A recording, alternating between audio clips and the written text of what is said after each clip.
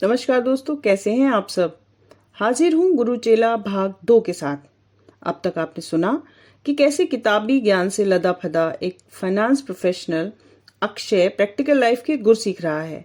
पहले तो वो साल 6 महीने में एग्जाम देता था, पर अब रोज उसे एक नए और पहले से टफ एग्जाम से निपटना पड़ता है। वो अपनी कंपनी के डायरेक्टर को रिपोर्ट करता था और उनसे ही मैनेजमेंट के वो गुर जो किताबों में नहीं मिलते सीख रहा था। अब आगे कुछ महीनों बाद किसी अच्छी टिप पर डायरेक्टर साहब ने डॉलर खरीद लिए। ये तब की बात है जब डॉलर मार्केट के अधीन नहीं था। गवर्नमेंट डिसाइड करती थी डॉलर का रेट। तो न्यूज़ ये थी कि अब डॉलर ओपन मार्केट में आ जाएगा। इस न्यूज़ पर डायरेक्टर साहब ने एक तगड़ा लॉट डॉलर का उठा लिया। But for every speculator surprise रुपया स्ट्रांग हो गया और डॉलर कमजोर। डायरेक्टर साहब को जोर का झटका जोरों से ही लगा, पर किसी मजे हुए सटोरिये की तरह उन्होंने परचेज डबल कर दी एवरेज करने के लिए। पर पता नहीं कैसे और क्यों रुपया स्ट्रांग होता चला गया और उनका लॉस करोड़ों में जा पहुंचा। पर फिर भी डायरेक्टर साहब अपनी स्ट्रेटेजी चेंज नहीं कर रहे थे। 2-3 महीने ऐसे ही चलता रहा।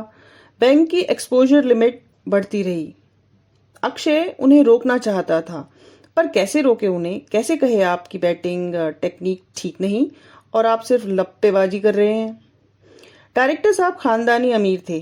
पैसा भले बह जाए पर कोई उनके डिसीजंस पे, चाहे वो गलत ही क्यों ना हो, उंगली उठाए और वो भी उनका अपना मुलाजिम, उसे क्या वो बर्दाश्त कर लेंगे?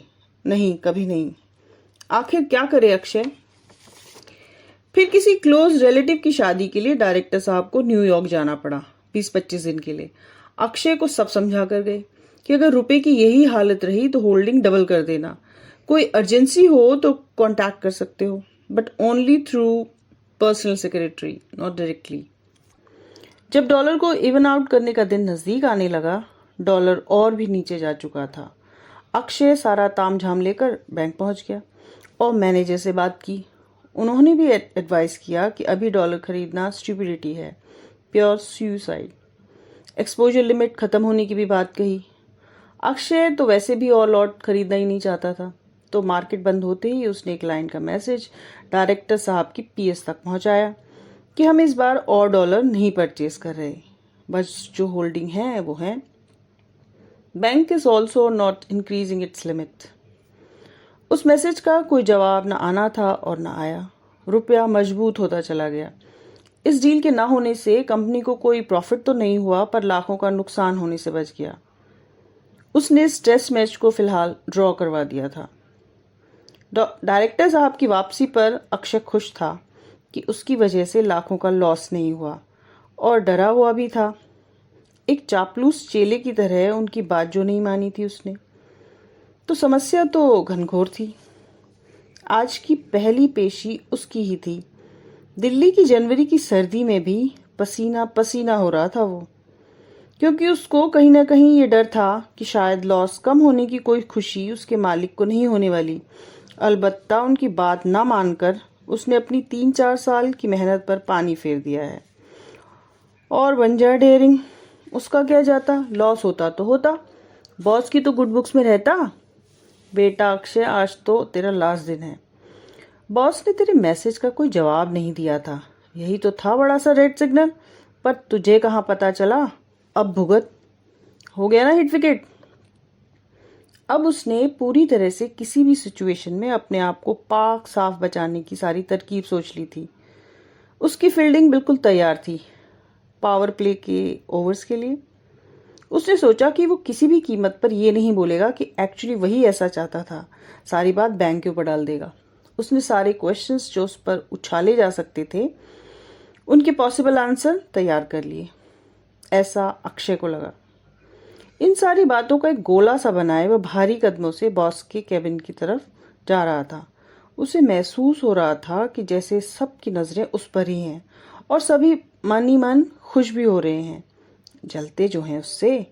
तभी खटाक से कैबिन का ग्लास डोर से उसका सर जोर से टकरा गया और डॉलर की डिजाइन का एक बड़ा सा गोला वहां बन गया।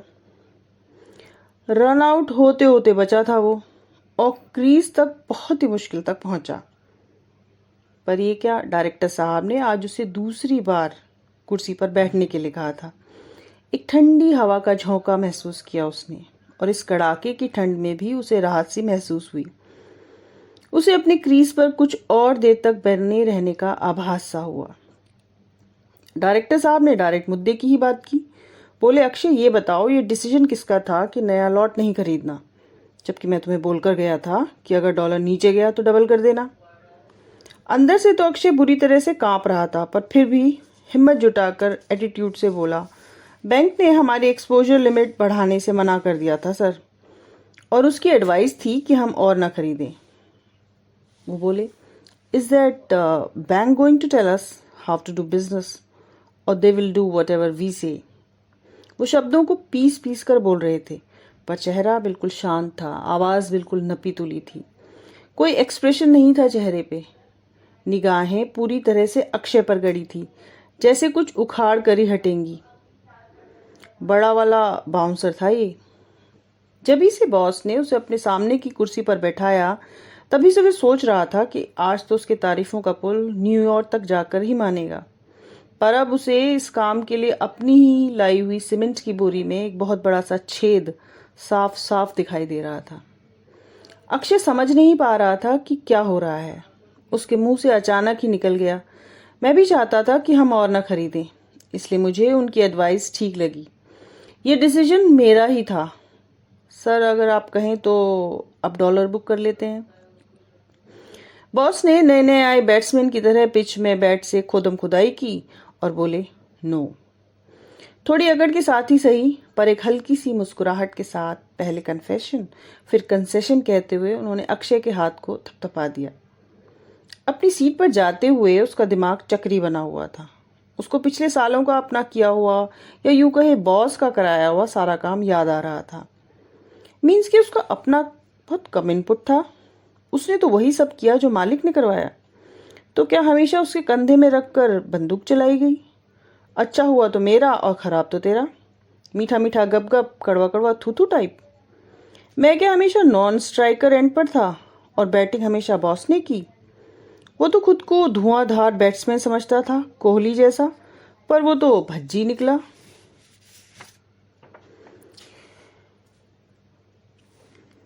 कैसे आज बॉस ने उससे इतनी आसानी से बस कुछ ही सेकंड में असली बात उगलवा दी थी। उन्होंने अपने डिसीजन को भी गलत नहीं होने दिया और अक्षय को भी शाबाशी दे दी। यानी 9 बॉल में एक शानदार छक्का जड़ दिया था उन्होंने। ये कैसा हुनर था उनके पास कि वो जो नहीं बोलना चाहता था फट से बोल गया, और वो जो सुनना चाहते थे उन्होंने झट से सुन लिया। बस अब उसे यही तो सीखना था, दूसरे से बात उगलवाने का हुनर, अपनी बात को दूसरे की जुबान पे रखने का हुनर। अब यही उसकी मंजिल थी। उसने ठान लिया कि वो धोनी जैसा फिनिशर बनेगा, मैच जिताओ। धीरे धीरे वो टेक्निकल बातों से दूर होता चला गया। उसने देखा कि टेक्निकल नो हाउ वाले सिर्फ कलम घिसते रह जाते हैं, और जिन्हें थोड़ा कम भी ज्ञान क्यों ना हो पर मुंह चलाना अच्छा जानते हो, मैनेजमेंट के आगे पीछे हो, वही आगे जाते हैं। मालिक के कमाऊ पूत होते हैं वो, जैसे सेल्स और मार्केटिंग वाले, बस बातों की तो खाते हैं। अब उसको इसी चौधराहट में मजा आने लगा। And he distance himself from nitty gritty of day to day job. जब बजट आने के बाद या कोई नई पॉलिसी आने के बाद मीटिंग होती, तो उसको बहुत ज़्यादा कुछ नहीं पता होता था उस पॉलिसी के बारे में। उसका कोई इंटरेस्ट भी नहीं था उसे पढ़ने में। उसने बस एक बात सीख ली थी, जब कोई उसे किसी नए रूल, सेक्शन या एक्ट के बारे में पाठ पढ़ाने लगता तो कहता, एक्चुअली यू आर राइट। क्योंकि उसे पता था कि उस मीटिंग में बैठे सभी एक से बढ़कर एक धुरंधर हैं। घिस्सू लोगों से वो ज़रा बच के रहता था। बात उनकी सुनता था, पर उसे इम्प्लीमेंट अपने तरह से करवाता था। उसकी कहीं कोई बात अगर गलत हो जाए और कोई उसे कह दे कि आपने ही तो कहा था सर, तो वो सिंपली मुस्कुरा कर कह देता, मैंने कहा था, I might be drunk at that time. वो बात को अटकाता नहीं था, किसी भी तरह के ग्लिचेस की बात नहीं करता था। बस हो जाएगा बॉस कह देता था तो मालिक उससे खुश था। मालिक को पता था कि चाहे पूरा जोर लगाकर सारी रिक्वायरमेंट्स पूरी कर दो, पर डिपार्टमेंट वालों को तो चढ़ावा देना ही पड़ेगा। और अक्षय बॉस की इस फितरत को जानता था, इसलिए भले कोई कमी पेशी अभी हो, रुकता कुछ नहीं था। एक बार नया प्रोडक्शन प्लांट लगाने का प्रपोजल था और सेल्स टैक्स की एक बहुत अच्छी स्कीम की लास्ट डेट 31 मार्च थी। प्रोडक्शन दिखाना ज़रूरी था जल्द से जल्द। फैक्ट्री तैयार नहीं थी, पावर कनेक्शन लगा नहीं था और अभी सेल्स टैक्स वालों का इंस्पेक्शन भी नहीं हुआ था। उसने सजेस्ट किया कि पावर कनेक्शन की ज़रूरत नहीं, हम अपने जनरेटर से अनइंटरप्टेड सप्लाई लेंगे, काम जल्दी हो जाएगा और सेल्स टैक्स वालों को तो वो देख लेगा, बाकी डिपार्टमेंट में भी उसकी सेटिंग है। मीटिंग हुई। उस मीटिंग में कंपनी के जीएम फाइनेंस मिस्टर गुप्ता पूरे लाव लश्कर के साथ आए थे। उनके सामने कोई सही भी बोले तो उसे खुद ही लगता था कि वो गलत बोल रहा है। कंपनी के खलीफा थे mister Gupta. He was technically sound और फुल टू कायदे कानून वाले थे। उन्होंने मीटिंग शुरू होते ही कहा, सुना है इस प्रोजेक्ट में बॉस को उनकी एडवाइजरी कमेटी ने सजेस्ट किया है कि पावर कनेक्शन नहीं लेना और बिना फैक्ट्री शुरू हुए प्रोडक्शन दिखानी है ताकि सेल्स टैक्स की प्रोडक्शन बेस्ड स्कीम का हम बेनिफिट ले सकें। पर क्या इस एडवाइजरी कमेटी को पता है कि क्या क्या डॉक्यूमेंट्स चाहिए स्कीम का बेनिफिट लेने के लिए? प्रोडक्शन नहीं, कमर्शियल सेल्स होना ज़रूरी है और अभी आपको जनरेटर रनिंग का भी लाइसेंस नहीं मिला है। डिप्टी सेल्स टैक्स कमिश्नर को क्या दिखाना है, फैक्ट्री का खाली फर्श या उसके गेट पे उगी झाड़ियाँ? फिर अक्षय की तरफ देखकर बोले, अक्षय तुम भी तो हो ना उस एडवाइजरी कमेटी में। अक्षय सकपका गया। उसे पता था कि इंस्पेक्शन के लिए सेल्स टैक्स डीसी ये सारे पेपर्स मांगेगा क्योंकि ये बात साक्षात गुप्ता जी ने कही है और जो जो डॉक्यूमेंट्स गुप्ता जी ने गिनाए वो सब उसने नोट कर लिए और उनका कुछ ना कुछ जुगाड़ भी सोच लिया। गुप्ता जी को बस यही कहा, actually you are right sir, thank you sir. Inspection वाले दिन डीसी के सामने वो सब कुछ था जो उसे चाहिए था। छोटी मोटी सभी बातों के अलावा चलती हुई फैक्ट्री भी दिख गई, जनरेटर चलाने की परमिशन भी थी और तो और कमर्शियल सेल्स की इनवॉइसेस भी थी। पहला इनवॉइस मिस्टर गुप्ता से ही अप्रूव करवाया अक्षय ने। वो उसको एक रिटायर्ड हर्ट खिलाड़ी लग रहे थे क्योंकि वो अब समझ चुका था कि गधा नहीं घोड़ा बनना है। एक्चुअली काम करने और करवाने वाला कभी एक ही इंसान नहीं हो सकते, ये दो अलग अलग ब्रीड होती हैं। ओपनर या फिनिशर तो खुद ही बनना है, पर मिडिल ऑर्डर में टुक टुक बैटिंग करने के लिए औरों को तैयार करो, यही मैनेजमेंट का असली लेसन है। चेला क्या सीख रहा है ये सब देख लेते हैं, पर गुरु ने क्या सीखा ये सिर्फ गुरु ही जान पाता है। अब वो खुद एक गुरु है और उसके कई चेले चपाटे हैं। तो ये था गुरु चेले का एक किस्सा। गुरु तो दमदार चाहिए ही, चेला भी धाकड़ होना चाहिए। एक मजा हुआ मैनेजर वो है कि जो काम वो करना चाहता है किसी दूसरे से करवा दे और सामने वाले को लगता रहे कि सब वही कर रहा है। उसका स्किल खुद काम करने में नहीं है बल्कि उसे अच्छे से करवाने में है। आज के लिए इतना ही। लाइक शेयर सब्सक्राइब करें, बेल आइकन दबाना ना भूलें। इस कोरोना काल में अपना और अपनों का और ज्यादा ख्याल रखें।